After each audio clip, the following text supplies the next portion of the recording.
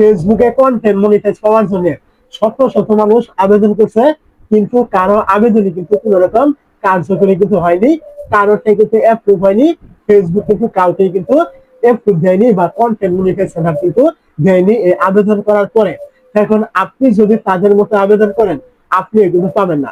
আপনাকে একটু আলাদাভাবে আবেদন করতে হবে, সবার থেকে আলাদাভাবে, তাহলে আপনি এখান থেকে পাওয়ার সম্ভাবনা কিন্তু থাকবে।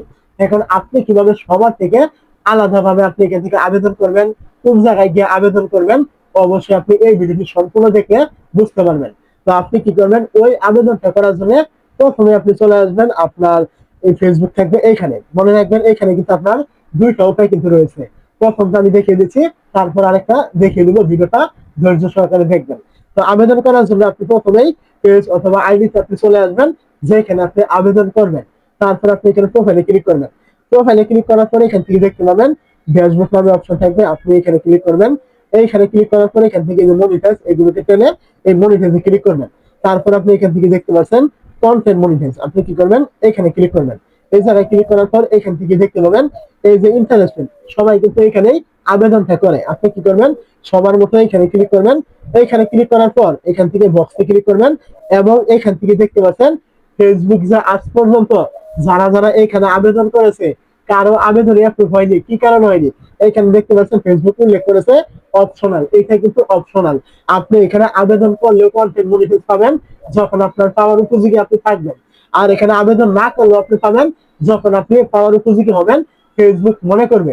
তো এই যে আপনি আবেদন করলেই যে পেয়ে যাবেন, বিষয়টা কিন্তু এমন নয়। এই কারণেই আজ পর্যন্ত যারা যারা আপনার এখানে আপিল করেছে বা কোন রকম ফর্ম ফিল আপ করেছে, এরকম ইন্টারেস্টেড জানিয়েছে, কোনো কাজ কিন্তু হয়নি। কারণ ফেসবুক কিন্তু এখানে উল্লেখ করেছে অপশনাল, দিলেও পাবেন, না দিলেও পাবেন। ফেসবুক কিন্তু আপনার এই আবেদন দেখে আপনাকে কিন্তু কন্টেন্ট মনিটাইজ দিবে না। ফেসবুক কি দেখে দিবে, আপনার ভিউয়ার্সরা আপনার ভিডিও দেখছে কিনা, আপনার ভিডিও ভাইরাল আছে কিনা, লোকজন আপনার ভিডিও কিভাবে দেখছে, রিচ এঙ্গেজমেন্ট, ভিডিও ভাইরাল এগুলো আছে কিনা, এইগুলোর উপর ডিপেন্ড করে কিন্তু আপনাকে কন্টেন্ট মনিটাইজ সেটআপটা কিন্তু দেওয়া হবে। আপনি এইখানে আবেদন করলেন, ওইখানে আবেদন করলেন, ওই ফর্ম ফিল আপ করলেন, ওইটা করলেন, এইটা করলেন, এইসবের উপর ভিত্তি করে কিন্তু আপনাকে কন্টেন্ট মনিটাইজ দিবে না।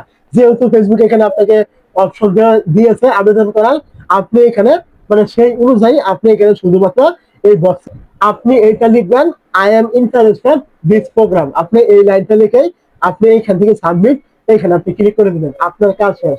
এইদিকে আপনার আর কোন রকম তাকানোর দরকারই নেই যে আপনি কিভাবে কন্টেন্ট মনিটাইজ আনলক করবেন, এরপরে আপনি আরো আবেদন করবেন, এইটা করবেন, সেটা করবেন, আপনার কাজ এখান থেকে সম্পূর্ণ শেষ। আপনি এইদিকে আর জিন্দিগি তো আসবে না।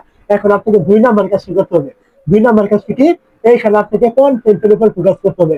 আমি কিন্তু ভিডিও শুরুতে বলেছিলাম ফেসবুক কিন্তু আপনাকে এই আবেদন করা দিয়ে কিন্তু কন্টেন্ট মনিটাইজ দিবে না, এটা কিন্তু অপশনাল। আপনি কন্টেন্ট মনিটাইজ তখনই পাবেন যখন আপনার ভিডিও ভাইরাল হবে, পেজে ফলোয়ার থাকবে, আইডিতে ফলোয়ার থাকবে, ভিউ আসবে, রিচ এঙ্গেজমেন্ট এইগুলো থাকবে, লোকজন আপনার ভিডিওগুলি দেখবে, শেয়ার হবে। এইসব যখন আপনার পেজ বা আইডিতে বেশি পরিমাণ থাকবে, ওই সময় আপনি হুট করে কন্টেন্ট মনিটাইজ পেয়ে যাবেন। আপনাকে কোন রকম আবেদন করা কোন রকম দরকারই হবে না, ওই সময় কোন রকম প্রয়োজনই হবে না।